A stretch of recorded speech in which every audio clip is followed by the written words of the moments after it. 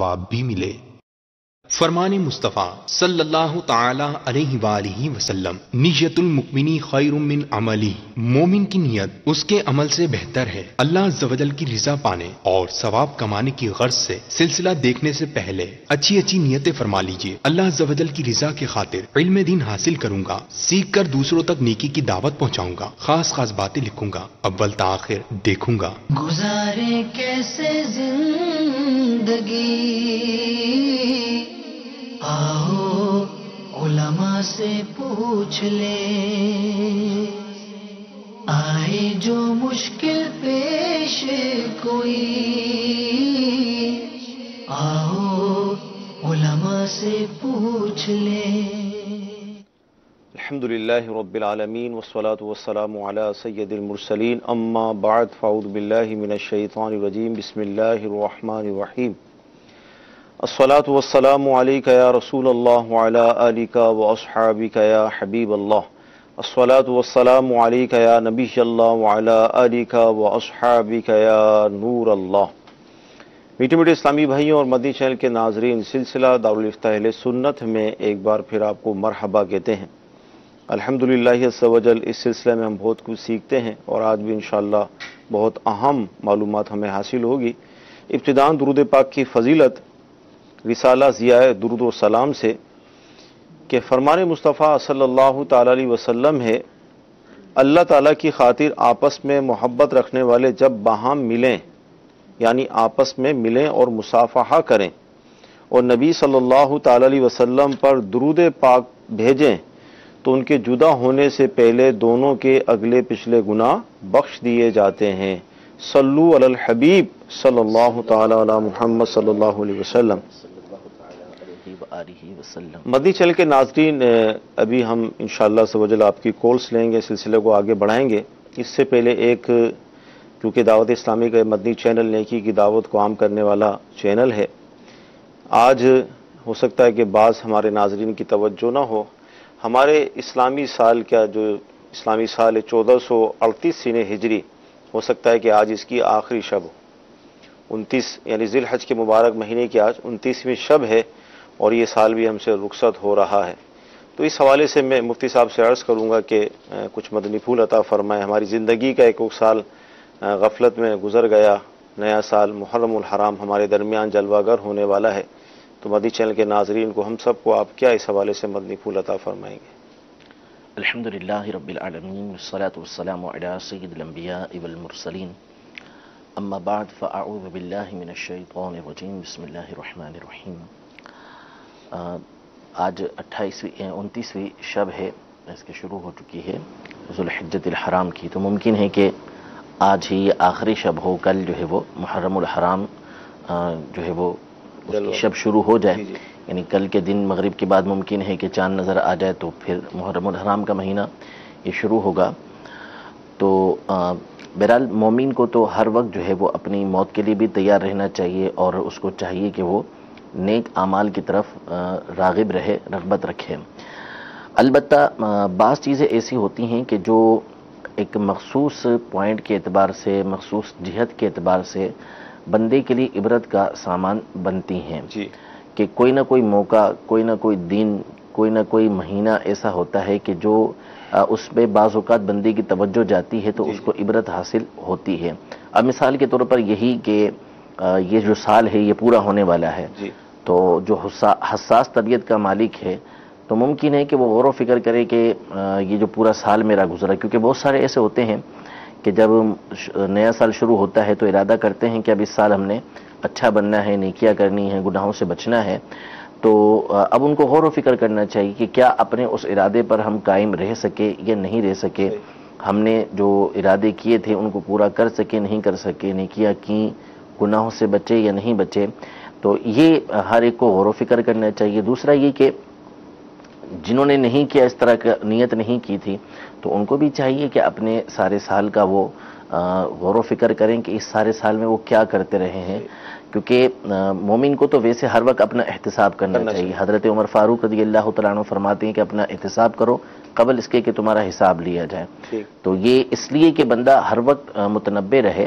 ہماری شریعت میں غفلت سے دوری ہے، یعنی ہماری شریعت مطہرہ نے بندوں کو غفلت اختیار کرنے سے منع فرمایا، جگہ جگہ ولا تکن من الغافلین یہ آیا ہے، اور غفلت اختیار کرنے سے، بے پرواہ ہونے سے ہمیں منع کیا گیا ہے۔ مثال کے طور پر امیر علیہ سنت نے اس کی بڑی پیاری ایک توجیہ بیان کی، ایک بڑی اچھی چیز بیان کی کہ جیسے مثال کے طور پر سورج طلوع ہو جائے تو اس کے 20 منٹ کے بعد اشراق و چاشت دونوں کا وقت شروع ہو جاتا ہے، کہ اگر بندہ چاہے تو اسی وقت اشراق کے رکعت نماز پڑھے اور چاہے تو اسی وقت چاشت کی نماز بھی وہ پڑھ سکتا ہے، اس کو اشراق و چاشت کا ثواب بھی مل جائے گا، یہ سنت بھی اس کی ادا ہو جائے گی۔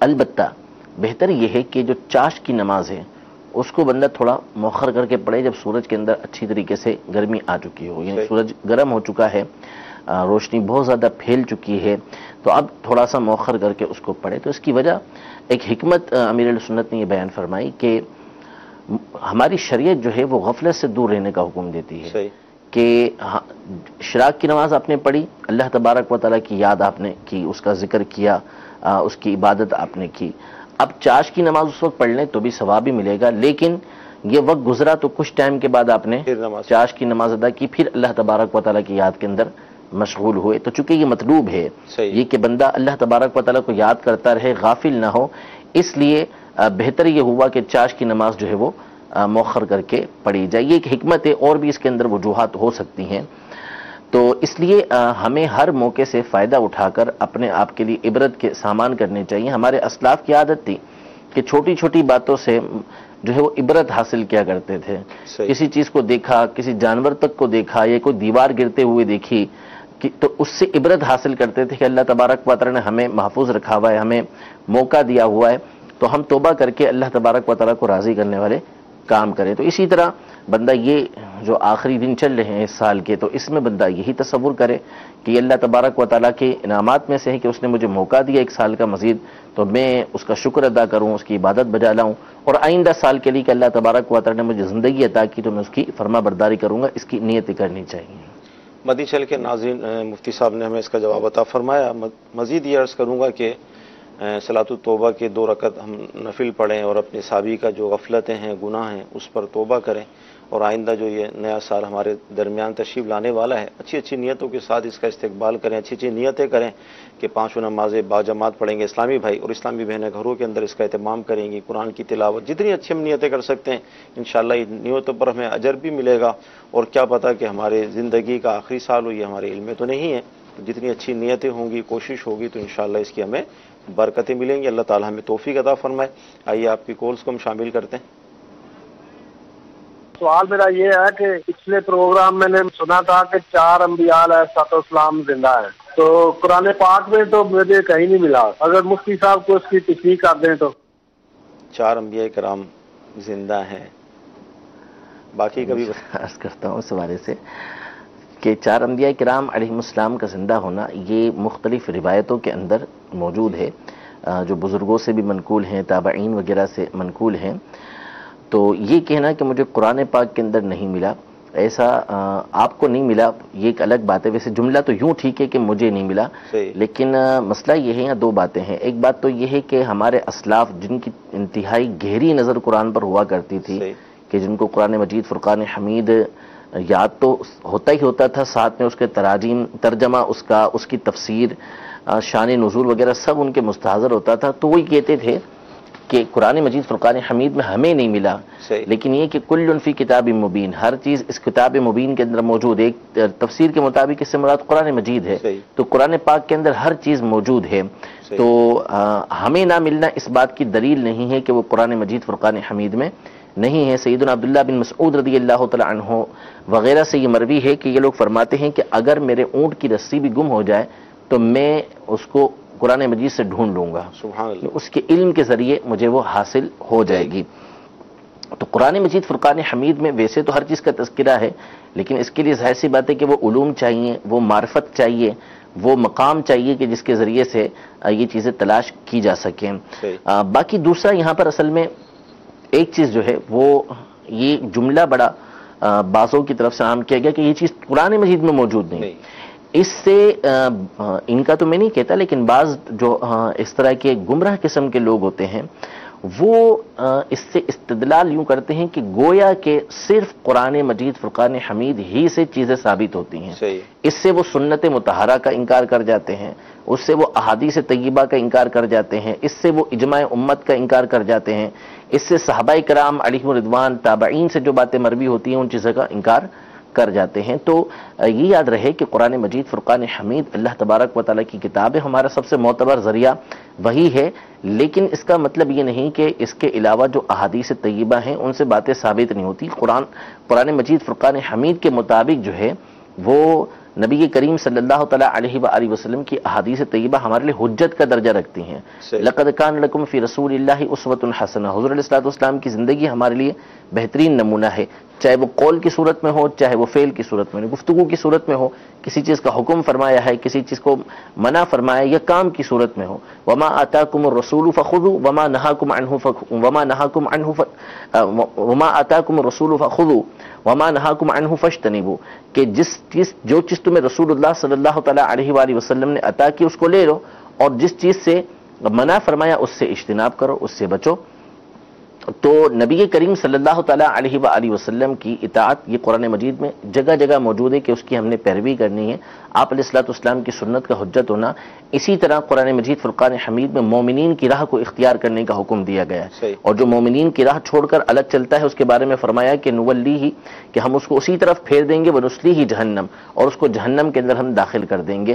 تو اس لیے جو اجماع امت ہے وہ بھی حجت ہوا کرتا ہے. تو اس کا دھیان رہنا یہ ضروری ہے کہ قرآن مجید فرقان حمید میں اگر کوئی چیز صراحتاً موجود نہیں ہے اور وہ احادیث طیبہ میں موجود ہے تو وہ بھی ہمارے لیے حجت ہے، وہ بھی ہمارے لیے دلیل ہے، اس کے اوپر بھی عمل یہ کرنا ضروری ہے. اچھا، یہاں پر ہم یہ مثال دے سکتے ہیں جیسے آپ رہنمائی فرمائے کہ نماز کا حکم تو قرآن مجید میں جگہ جگہ ہے. ایک منٹ میں آیت پہلے پڑھ لوں. وما آتاکم رسول فخذوا وما نہاکم عنہ فانتہوا، میں نے فاجتنبوا پڑھا تھا، وما نہاکم عنہ فانتہوا. جی، اب قرآن مجید میں نماز کا جو حکم دیا گیا ہے مختلف مقامات پر، لیکن طریقہ ہمیں کہاں سے ملا؟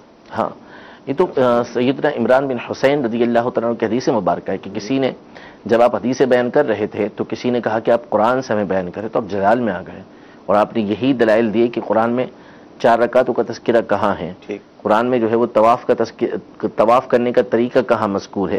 یہ ساری کی ساری باتیں ہمیں نبی کریم صلی اللہ تعالیٰ علیہ وآلہ وسلم کی سنت سے حاصل ہوتی ہیں. جی، مدی شریف کے ناظرین مزید کورس لیں گے آپ کی.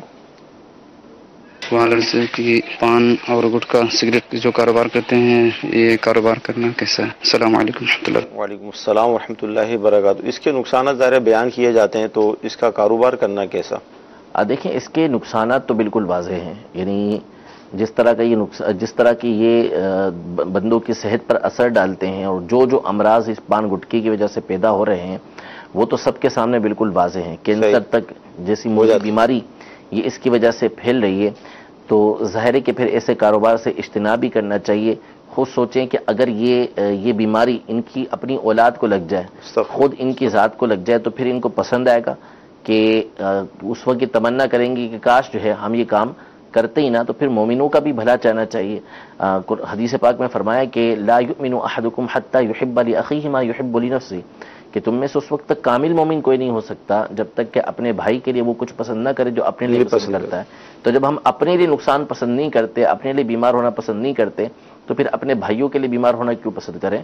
تو شرعی اعتبار سے چونکہ اس کے کھانے پینے کا جواز ہے تو اس کے کاروبار کی تو اجازت دی گئی، لیکن جو اس کے نقصانات ہیں، جو اس کے مضر اثرات ہیں، اس کی روشنی میں شریعت کا مطلوب یہی ہے کہ یہ کاروبار نہ کیا جائے. کرے گا تو جائز ہے، لیکن نہیں کرنا چاہیے، یہی شریعت مطہرہ کا مقصود ہے. لیکن یہاں پر یہ یاد رہے کہ کئی مقامات ایسے ہوتے ہیں کہ جہاں پر یہ کاروبار قانوناً جائز نہیں ہوتا، یعنی قانون اس سے منع کرتا ہے، گورنمنٹ کی طرف سے پابندی ہوتی ہے، اور پھر ایسے لوگوں پر چھاپے پڑتے ہیں. تو کبھی گھروں میں چھپ کر بیچتے ہیں، کبھی کسی مقام پہ چھپ کر بیچتے ہیں. تو اگر ایسی صورتحال ہے تو پھر تو شریعت مطہرہ بھی اس کاروبار کی اجازت نہیں دے گی. کہ جب قانون کی طرف سے ممنوع ہو گیا اور یہ قانون شریعت مطہرہ سے ٹکراتا بھی نہیں، تو پھر اس صورت میں اس کام کی بھی اجازت منع ہوگی کہ یہ کام وہ نہیں کرے گا، کیونکہ اس کی اپنی عزت اس کے اندر جائے گی. ٹھیک جی، مزید کالس. مفتی صاحب سے میرا یہ سوال ہے کہ وسوسے نہ آنے کا علاج بتا دے اور ایمان پہ اس کا کیا اثر پڑ سکتا ہے؟ وسوسے اور اس کا علاج ارشاد فرما دیں. وسوسے اور اس کا علاج، یہ تو امیر علیہ سنت کا پورا رسالہ ہے جس کے اندر تمام علاج مذکور ہیں۔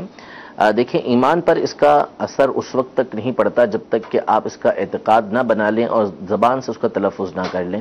صحابہ کرام علیہم رضوان نے بارگاہ رسالت میں آ کر عرض کی کہ ہمیں ایسے وسوسے آتے ہیں کہ جن کو زبان پہ لانے سے بہتر ہم یہ سمجھتے ہیں کہ زبان جل جائے، حتیٰ کہ رب العزت جل وعلا کے بارے میں وسوسے آتے تھے۔ تو نبی کریم صلی اللہ تعالیٰ علیہ وسلم نے فرمایا کہ او کذالک، کیا اسی طرح کا معاملہ ہے؟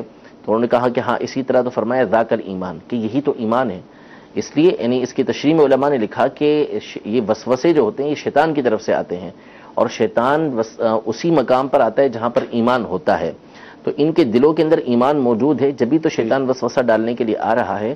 تو وسوسے کا اثر ایمان پر نہیں پڑتا، ہاں آپ اس کا اعتقاد بنا کے دل میں رکھ لیں گے، اور عام طور پہ کوئی رکھتا نہیں اعتقاد۔ جو وسوسے والے ہوتے ہیں وہ ویسے ہی پریشان رہتے ہیں اور توبہ استغفار کرتے رہتے ہیں، اور ساتھ ہی ساتھ کلمہ بھی پڑھتے رہتے ہیں۔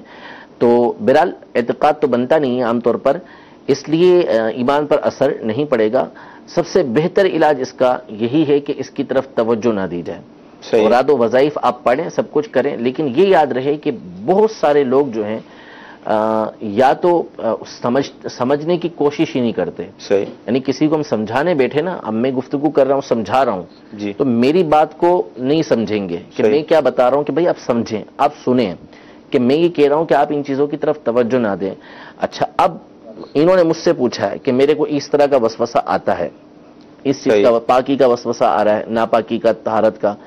اب میں سمجھا رہا ہوں کہ آپ اس چیز کی طرف توجہ نہ کریں۔ ٹھیک ہے، مسئلہ بتا دیے کہ بھائی اس سے ناپاک کوئی چیز نہیں ہوتی، ٹھیک ہے۔ اب میں ان کو سمجھا رہا ہوں کہ آپ اس کی طرف توجہ نہ کریں، کہ وسوسوں کی طرف دھیان نہیں دینا چاہیے، لیکن بجائے اس کے کہ یہ میری بات سنیں، میری بات کی طرف توجہ دے، اس کا ذہن جس کو وسوسے آ رہے ہیں اس کا ذہن یہ ہوگا کہ یہ جو جواب دیا گیا ہے اس میں اگر یوں ہو جائے تو پھر کیا ہوگا، یوں ہو جائے تو کیا ہوگا، یوں ہو جائے تو کیا ہوگا۔ یہ بعض لوگوں کی عادت ہوتی ہے۔ دیکھیں، جب آپ نے کسی کی طرف رجوع کیا اور آپ کو سمجھا رہا ہے تو پھر آپ کو اس کی بات کو سمجھنا چاہیے۔ تو سب سے بہتر علاج اس کا یہ ہوتا ہے کہ آپ اس کی طرف توجہ نہ دیں۔ آپ اس کی طرف توجہ دیں گے، آپ اس کے جواب ڈھونڈنے کے لیے جائیں گے، تو یہ وسوسے ڈالتا ہے شیطان، اور شیطان جب وسوسے ڈالتا ہے تو شیطان کو ان تمام چیزوں کی معلومات ہوتی ہے، تو لہذا آپ ایک جواب ڈھونڈیں گے، وہ دوسرا آپ کے دل کے اندر وسوسہ ڈال دے گا۔ حافظ ابن حجر حتمی رحمۃ اللہ تعالی علیہ نے فتاوی حدیثیہ کے اندر یہ بات نقل کی ہے کہ یہ دو شخصوں کو وسوسے آتے تھے بہت زیادہ، دونوں ہی موسوس تھے، دونوں کو وسوسے آتے تھے۔ تو ایک دفعہ غسل فرض ہو گیا دونوں پر، تو یہ گئے دریائے نیل میں نہانے کے لیے، ہم غسل اتارے وہاں جا کر۔ تو فرماتے ہیں کہ ایک گیا اندر اور دوسرا باہر کھڑا رہا کہ اس کو بتائے کہ تیرا غسل ہو گیا یا نہیں ہوا۔ تو اب وہ جو پہلا اندر گیا تھا، باہر والا اس کو بولتا کہ تیری یہ تھوڑی سی شاید جگہ رہ گئی ہے، اس کو دھو لے۔ اب وہ اس کو دھوتا تو کہتا شاید یہ بھی رہ گئی ہے تھوڑی سی، اس کو دھو لے۔ وہ یہ دھو لیتا تو کہتا شاید ادھر پانی نہیں پہنچا، اس کو دھو لے، ادھر پانی نہیں پہنچا، اس کو دھو لے۔ وہ فرماتے ہیں کہ ان کو شام ہو گئی، ان دونوں کا غسل پورا نہیں ہوا۔ اللہ۔ وجہ یہ ہے کہ جب آپ اس کی طرف توجہ دیں گے نا، تو توجہ کی وجہ سے آپ اس کے اندر مبتلا ہوتے ہی چلے جائیں گے۔ اس کا سب سے بہتر علاج یہ ہوتا ہے کہ آپ ان چیزوں کی طرف توجہ نہ دیں۔ میں کئی کو ایسا جانتا ہوں کہ مسئلہ پوچھیں گے کہ بھائی یہ چیز ناپاک ہوئی یا نہیں ہوئی، تو میں ان سے پوچھتا ہوں کہ آپ مجھے بتائیے کہ ناپاک ہوئی یا نہیں ہوئی، تو مسکرا دیں گے۔ میں نے بولا آپ کو مسئلہ پتہ ہے نا کہ اس وجہ سے یہ چیز ناپاک نہیں ہوتی، اس وجہ سے وضو آپ کا نہیں ٹوٹتا، اس وجہ سے یہ معاملہ اس طرح نہیں ہوتا، پھر آپ مجھ سے کیوں پوچھ رہے ہیں؟ وجہ یہی نا کہ آپ اس کی طرف توجہ دے رہے ہیں اور آپ اس کے پیچھے چلے جا رہے ہیں، تو یہ طریقہ کار ٹھیک نہیں۔ بلکہ آپ کو چاہیے کہ جب آپ کو سمجھایا جا رہا ہے، بتایا جا رہا ہے کہ بھئی اس کا بہتر علاج یہ ہے کہ آپ اس کی طرف توجہ نہ دیں۔ توجہ دیں گے تو پھر اس صورت میں آپ کو وسوسے آتے ہی رہیں گے۔ تو سب سے بہتر علاج یہ ہے کہ آپ وسوسوں کی طرف توجہ نہ دیں، اور امیر علیہ سنت کا یہ رسالہ ہے وسوسے اور ان کا علاج، انتہائی شاندار رسالہ ہے، آپ اس کو پڑھیں۔ ہر طرح کے عام طور پہ جو وسوسے آتے ہیں اس میں تمام کا تذکرہ بھی کیا گیا ہے، اس کے روحانی علاج بھی لکھے گئے ہیں، احادیث طیبہ کی روشنی کے اندر اس کا جواب بھی دیا گیا ہے۔ انشاءاللہ تبارک و تعالی اس کو پڑھنے کی عادت بنائیں گے تو یہ وسوسے آہستہ آہستہ آپ سے انشاءاللہ دور ہوتے چلے جائیں گے۔ مدنی چینل کے ناظرین، آپ کی کالز ہم نے شامل کی ہیں، آئیے آپ کے SMS بھی شامل کرتے ہیں۔ اچھا حضور، یہ ارشاد فرمائیں، SMS آیا ہے کہ بعض اوقات ایسا ہوتا ہے کہ گھر کے اندر والدہ ہیں، اب بہن بھائی ہیں، تو چیزیں جو ہے بعض اوقات سیپریٹ رکھی جاتی ہیں کہ یہ فلاں کو دینی ہے، فلاں کو دینی ہے، کھانے پینے کی چیز ہے، کچھ بھی ہے، اب زید کو پتا ہے کہ یہ امی جان نے بہن کے لیے رکھی ہے، اب اس کو مطلب ترکیب سے نکال لینا، کھا لینا، شرعی کیا حکم ہوگا؟ ہم دیکھیں اگر واقعی والدہ نے بہن کے لیے رکھی ہے، اس کو معلوم ہے، تو پھر تو اس کا لینا درست نہیں ہے. صحیح. ایک تو کامن چیز ہوتی ہے کہ وہ رکھ دی گئی کہ جو کھانا چاہے گھر میں کھا سکتا ہے. صحیح. تو وہ ایک الگ بات ہے کہ گھر کے اندر اس طرح کا ماحول ہوتا ہے کہ جو لے کر آیا فریج میں رکھ دیا تو وہ سب کا فریج ہے تو اس میں سب کھا رہے ہیں. صحیح. لیکن ایک پتہ ہے کہ خاص طور پہ والدہ نے چھپا کے رکھی ہے بہن کے لیے کہ وہ آئے گی تو اس کو دے دیں گے، تو پھر تو اس کا لینا درست نہیں ہے کہ وہ اس طرح اس کو لے. ٹھیک ہے. اچھا، نفلی جو صدقات ہوتے ہیں، رقم جو گھر کے اندر الگ کر کے رکھی جاتی ہے، وہ رکھی گئی لیکن ضرورتاً جو ہے وہ گھر والوں پہ خرچ اگر کر دی تو کیا حکم ہوگا؟ دیکھیں اگر اس میں تو اپنی ذاتی رقم ہے، کسی اور کی رقم نہیں ہے، اور اس نے نفلی عطیات کی نیت سے رکھی تھی تو یہ اسی کی ملک ہے. وہ کسی اور کی ملک نہیں ہے جب تک کہ وہ شرعی فقیر کو یا جو بھی مصرف ہے وہاں تک پہنچا نہ دے. تو اس وقت تک یہ اسی کی ملک کے اندر ہے. جب اس کی ملک کے اندر ہے تو وہ اس کے اندر چاہے تصرف کر سکتا ہے، لیکن بلا وجہ تصرف کرنا نہیں چاہیے. یعنی اس کو استعمال نہیں کرنا چاہیے کہ اس نے ایک چیز مثلاً ڈبے کے اندر ڈال دی، پیسے رقم اپنے ڈبے میں ڈال دی کہ میں اس کو مدرسے کے اندر، مسجد کے اندر یا کسی بھی نیک کام میں خرچ کروں گا. تو چونکہ اللہ کی راہ کے اندر خرچ کرنا ہے تو اب بہتر یہ ہے کہ اس کو استعمال نہ کرے. لیکن ضرورت پڑ گئی، اس کو استعمال کر لیا تو استعمال کرنا یہ اس کا جائز ہے، اس میں حرج نہیں. ہاں اگر یہ رقم اس کی اپنی نہیں ہے، مثال کے طور پہ چندہ جو گھریلو عطیات باکس ہوتا ہے وہ گھر میں رکھا ہوا ہے جس میں دوسرے بھی پیسے آ کے ڈال دیتے ہیں، تو اب چونکہ یہ مکس ہو چکا ہے تو پھر یہ جس نے ڈالے ہیں ان تمام کے یہ پیسے ہوئے. تو اگر سب کی طرف سے اجازت ملتی ہے تو اس کے استعمال کی صورت بنے گی، ورنہ چونکہ ظاہر ہے کہ یہ وکیل ہے اب یہ استعمال نہیں کر سکتا ہے. صرف اس کی اپنی رقم جو محفوظ ہے وہ کر سکتا ہے. جی مزید کالس لیں گے ہم. آپ سے پوچھنا تھا کہ دعا میں کچھ چیزوں کے بارے میں، تو کیا دعا میں نبی پاک علیہ الصلوۃ والسلام کا وسیلہ تو بندہ دیتا ہی ہے، لیکن اگر بندہ یہ کہے کہ یا اللہ تعالیٰ جی میں آپ سے آپ کے پیارے حبیب حضرت محمد مصطفیٰ صلی اللہ تعالیٰ علیہ وسلم اور اولیاء اللہ کے وسیلے سے یہ دعا کرتا ہوں، تو کیا اولیاء اللہ کا وسیلہ دینا بھی جائز ہے یا غلط ہے؟ کیا فرماتے ہیں وسیلہ؟ جی بالکل، اس پر قرآن و حدیث میں دلائل موجود ہیں کہ جس طرح نبی کریم صلی اللہ تعالیٰ علیہ وآلہ وسلم کے وسیلے سے دعا کی جا سکتی ہے، اسی طرح دیگر نیک ہستیوں کے وسیلے سے بھی دعا کی جا سکتی ہے. ایک بات تو یہ کہ قرآن مجید فرقان حمید میں واضح طور پر ارشاد فرمایا کہ یا ایھا الذین آمنوا اتقوا اللہ وابتغوا الیہ الوسیلہ، کہ اے ایمان والو اللہ سے ڈرو، یعنی نیکی اختیار کرو، پرہیزگاری اختیار کرو اور اس کی طرف وسیلے کو تلاش کرو. اس میں مطلق ہے، کوئی قید نہیں ہے کہ نیک عمل کا وسیلہ ہو یا نیک شخصیت کا وسیلہ ہو، یہ دونوں چیزیں اس کے اندر موجود ہیں، دونوں چیزیں اس میں جائز ہیں. تو وسیلہ پیش کرنا یہ قرآن کی اس آیت سے ثابت ہے کہ ہستی کا بھی، نیک ہستی کا بھی آپ وسیلہ دے سکتے ہیں اور نیک عمل کا بھی وسیلہ آپ پیش کر سکتے ہیں. اور نیک ہستی کے اندر انبیاء کرام علیہ السلام بھی آتے ہیں اور اولیاء کرام بھی اس کے اندر شامل ہوتے ہیں. اسی طرح بخاری مسلم وغیرہ کی حدیث مبارکہ کے اندر یہ موجود ہے کہ سیدنا عمر فاروق رضی اللہ تعالی عنہ یہ حضرت عباس رضی اللہ تعالی عنہ کے وسیلے سے اللہ کی بارگاہ میں دعا کرتے بارش کے لیے، اور یہ عرض کرتے کہ اللہ عز و جل ہم تیرے نبی کے وسیلے سے، ان کے ذریعے سے ہم تیری بارگاہ میں بارش طلب کرتے تھے، اب تیرے نبی کے چچا کے وسیلے سے بارش طلب کرتے ہیں.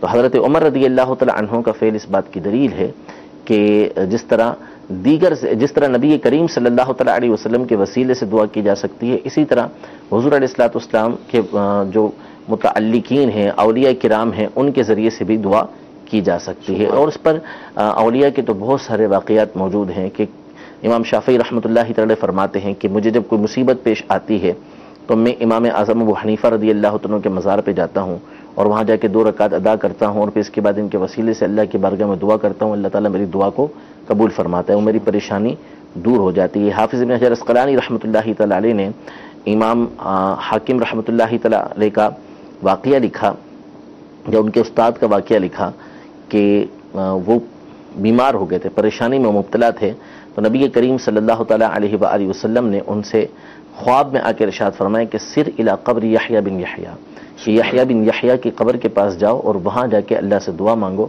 تو انہوں نے وہاں جا کے دعا کی اور ظاہر ہے کہ ان کا وسیلہ ہی پیش کیا، تو اللہ تبارک و تعالی نے ان کی اس مصیبت کو دور کر دیا، ان کی حاجت کو پورا فرما دیا.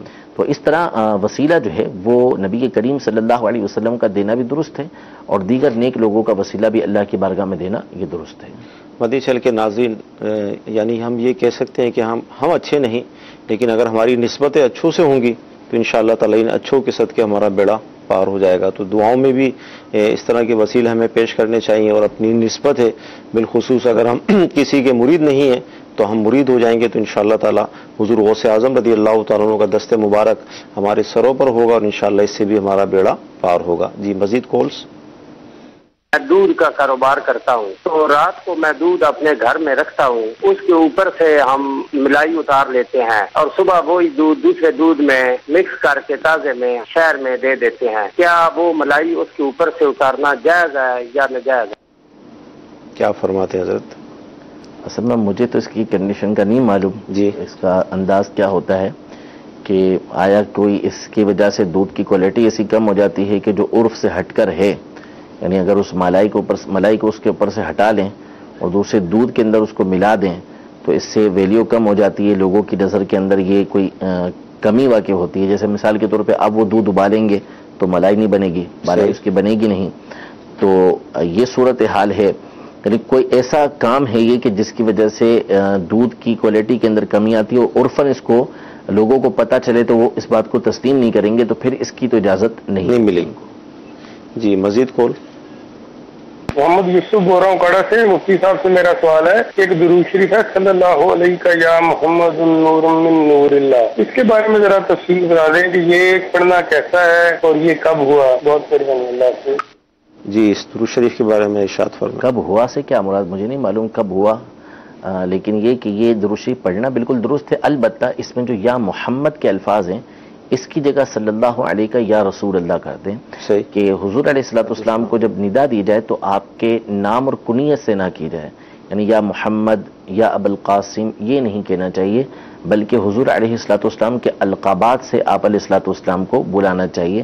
قرآن پاک میں فرمایا لا تجعلوا دعاء الرسول بینکم کدعاء بعضکم بعضا، کہ رسول کو پکارنا آپس میں ایسے نہ بنا لو جیسے ایک دوسرے کو پکارتے ہو۔ تو اس کی تفسیر میں علماء نے یہ ارشاد فرمایا کہ اس طرح نہ کہو یا محمد، بلکہ یوں کہو یا رسول اللہ، یا نبی اللہ، یا رحمت للعالمین، یہ الفاظ استعمال کیا کرو۔ تو تعظیم والے نام استعمال کرنے چاہیے نبی کریم صلی اللہ تعالیٰ علیہ وآلہ وسلم کو پکارنے کے لیے۔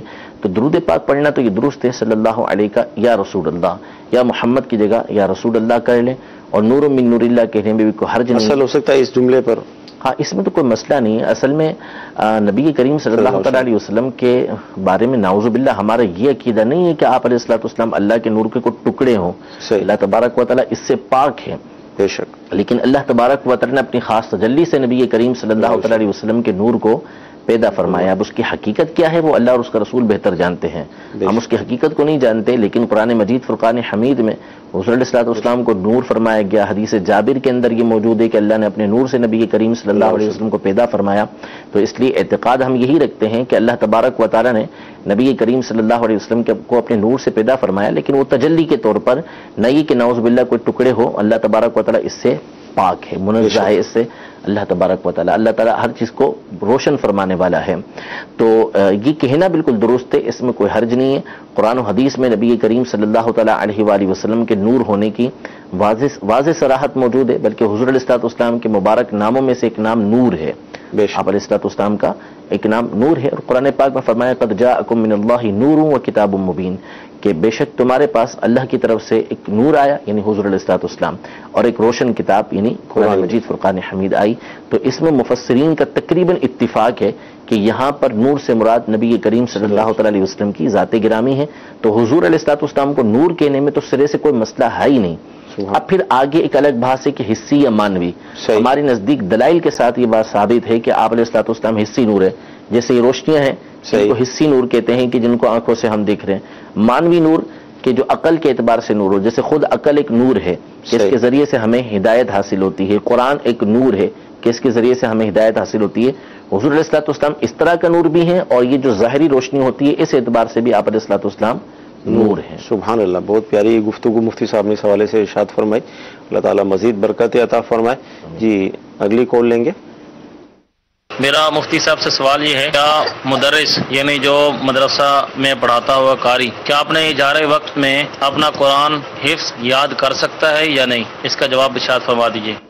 ایسی صورت بعض اوقات ہو جاتی ہے. مزید میں ان کے سوال کو تفصیل، اب جیسے طلبہ جو پڑھ رہے ہیں وہ اپنی منزلیں یاد کر رہے ہیں، یہ اپنی مسند پر تشریف فرما ہے، اپنا بھی پڑھ رہے ہیں. دیکھیں مسئلہ یہ ہے کہ جو مثال خاص طور پر ہمارا مدرسۃ المدینہ کے جو نظام ہے وہ پورا ایک جدول بنا ہوا ہے. ٹھیک ہے. تو اب اگر اس جدول کے مطابق چلیں گے تو پھر اس کے اندر ٹائم مل جائے تو بڑی بات ہے ان کو کہ اس میں وقت ان کو مل گیا. ایک ہے کہ بچوں کو پڑھا رہے ہیں، مثال کے طور پر بچے آئے ہیں کم ہیں، طلباء کم آئے ہوئے ہیں، مدری منع کم آئے ہیں، تو اس دوران ان کو یہ منزل وغیرہ سن لی، سب کی وغیرہ سن لی، بیٹھے ہوئے ہیں، کچھ کرنا ہی نہیں ہے ان کو، یعنی کہ بچوں کا سن سکیں یا کوئی جو ان کا جدول ہے اس کے مطابق کچھ اور ایکٹیویٹی کر سکیں. بچے اپنی منزل یاد کر رہے ہیں، سب کی یاد کر رہے ہیں، یہ فالتو بیٹھے ہوئے. تو اس دوران تو قرآن مجید فرقان حمید اپنا پڑھ لیں تو کوئی حرج نہیں، جبکہ طلباء ایسا نہ ہو کہ ان کے پڑھنے کی وجہ سے وہ کسی اور کام کے اندر مصروف ہو جائیں. ان کے اوپر بھی توجہ ہونا ان کی یہ ضروری ہے. لیکن اب بچے منزل سنانے آ رہے ہیں، سب کی سنانے آ رہے ہیں اور یہ خود بھی اپنی منزل یاد کر رہے ہیں، اور جس کی وجہ سے جو ہے وہ سننے کے اندر جو ہے وہ تکلیف کا سامنا کرنا پڑ رہا ہے، یا بچے جس طریقے سے چاہ رہے ہیں، طلباء جس طریقے سے چاہ رہے ہیں گزار رہے ہیں، تو یہ طریقہ کار تو ٹھیک نہیں ہوگا. اور دوسرا یہ کہ آپ اگر پڑھاتے ہیں، حفظ پڑھاتے ہیں، تو یہ تو ضروری ہے کہ آپ کی اپنی منزل پکی ہونی چاہیے. تو اس کے لیے آپ مدرسے کے ٹائم میں کیوں یاد کر رہے ہیں؟ آپ مدرسۃ المدینہ کا جب ٹائم ختم ہو جائے تو اس کے بعد ویسے بھی آپ کو منزل یاد رکھنی چاہیے. پڑھانے کے علاوہ ویسے بھی قرآن مجید فرقان حمید آپ کو یاد ہونا چاہیے. بالخصوص جب آپ پڑھا رہے ہیں تو آپ کی منزل ویسے مضبوط ہونی چاہیے تاکہ آپ طلباء کی جو منزل ہے یعنی ان کا قرآن پاک ہے اس کو مضبوط کر سکیں. صحیح. جی مزید کال.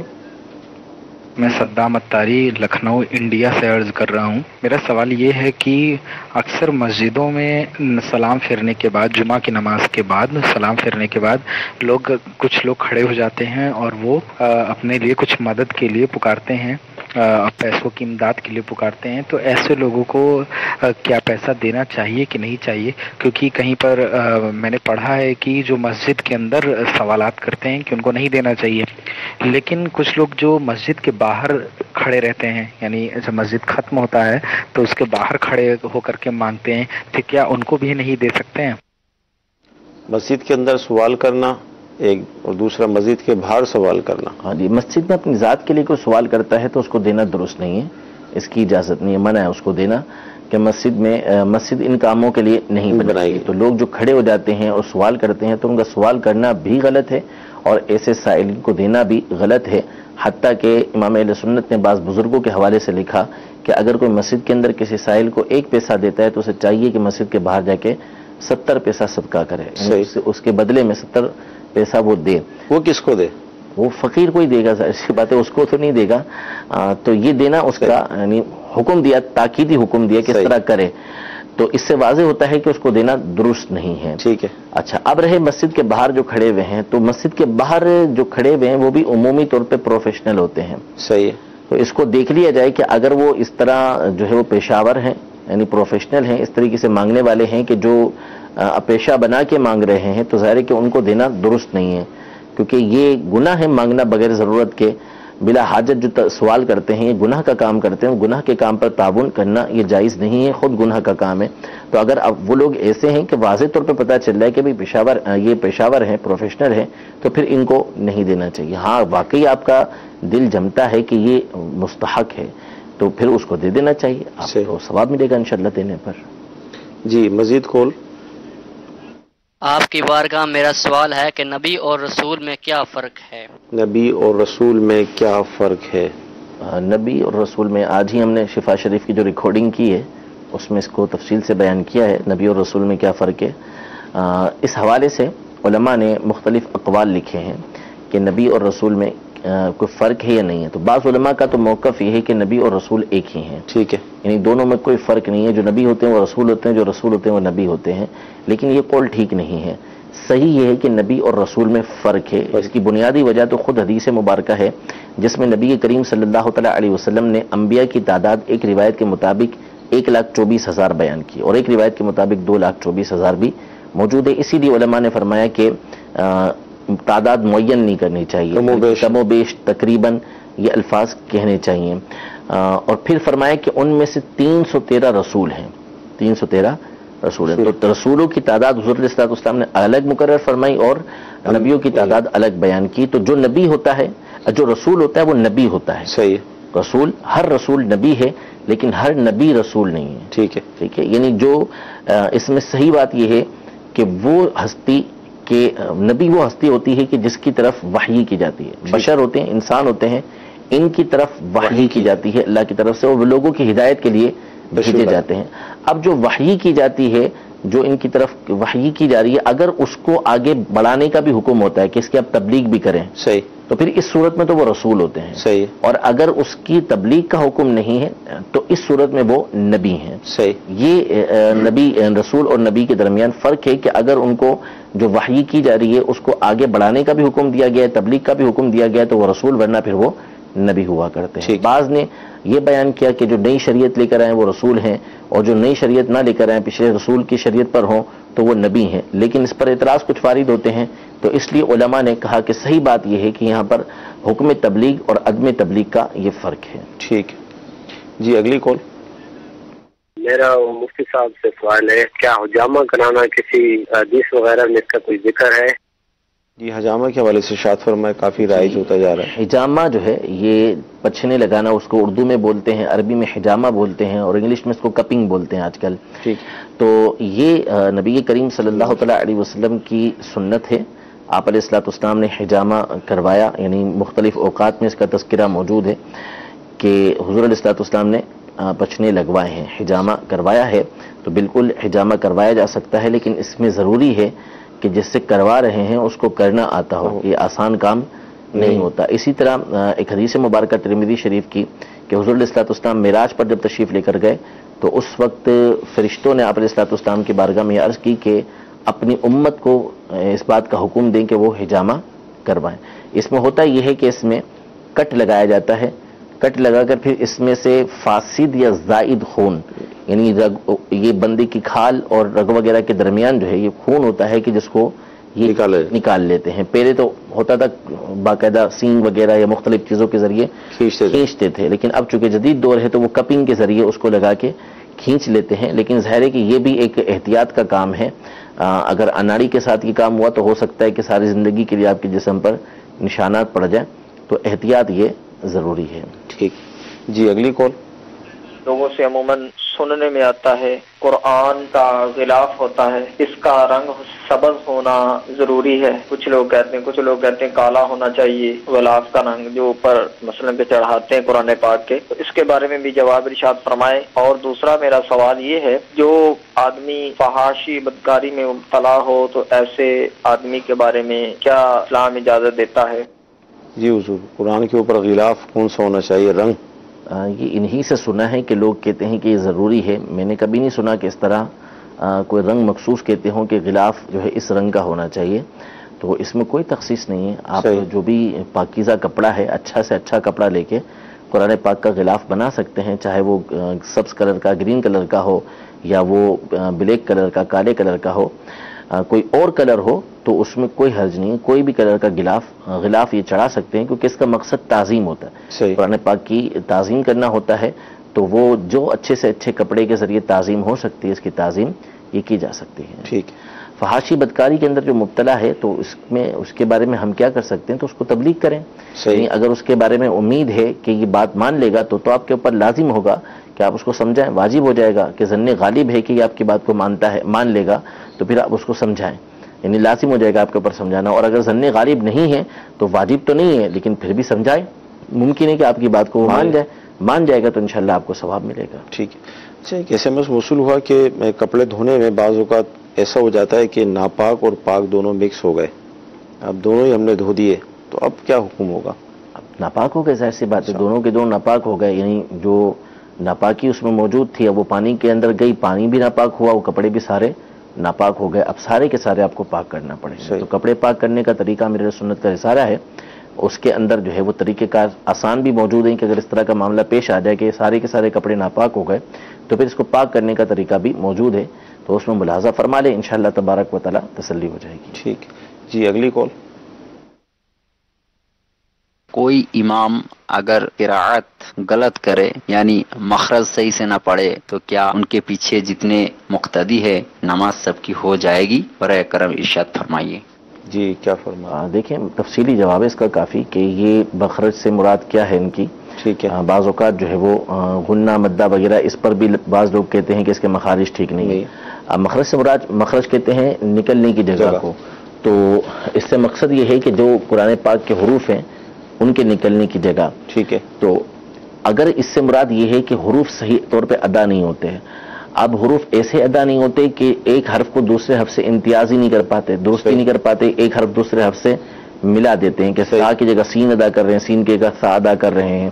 تو یہ اگر اس انداز میں ادا کر رہے ہیں تو پھر اس صورت میں تو بعض صورتیں بنیں گی کہ معنی فاسد ہو جائے گا، تو ان کے پیچھے نماز سرے سے درست نہیں ہوگی، لہٰذا مقتدیوں کی نماز ان کے پیچھے درست نہیں ہوگی. ایسا شخص اس طرح کی غلطیاں کرے گا. اب یہ اپنے تلفظ ٹھیک کر رہا ہے، خارج کو ٹھیک کر رہا ہے، صحیح طریقے سے پڑھنا سیکھ رہا ہے، تو زمانہ کوشش کے اندر اس کی اپنی نماز تو ہو جائے گی، لیکن یہ دوسروں کی امامت نہیں کر سکتا. اس کو چاہیے کہ کسی امام کو ڈھونڈے، اس کے پیچھے جو ہے وہ فرض ادا کرے. سنتیں بھی اگر کسی کے پیچھے مل سکتی ہیں تو ان کو ادا کر لے، ورنہ یہ کہ فرائض ہی کسی اور امام کے پیچھے پڑے گا اور کوشش کرتا رہے گا کہ اپنے تلفظ ہی ٹھیک کرے. زمانہ کوشش کے اندر جتنی بھی اس کی نمازیں ہوں گی وہ ہو جائیں گی. مدنی کے ناظرین، سلسلہ ہوا، بہت اہم گفتگو ہوئی. اللہ تعالیٰ کی بارگاہ میں دعا کرتے ہیں کہ اللہ تعالیٰ آج کا ہمارا سلسلہ اپنی بارگاہ میں قبول فرمائے. جو ہم نے سنا ہے، جو سیکھا ہے، اس پر عمل کرنے کی توفیق عطا فرمائے. کل جمعرات ہے، انشاءاللہ عز و جل عصر کی نماز کے بعد حاضر ہوں گے. مدنی چینل دیکھتے رہیں، اپنے علم میں اضافہ کرتے رہیں. اللہ ہمیں توفیق عطا فرمائے. آمین. صلو علی الحبیب صلی اللہ تعالی علی محمد صلی اللہ تعالی علیہ وآلہ وسلم. زندگی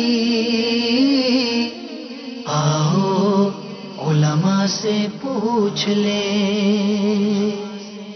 آئے جو مشکل پیش کوئی، آؤ علماء سے پوچھ لے.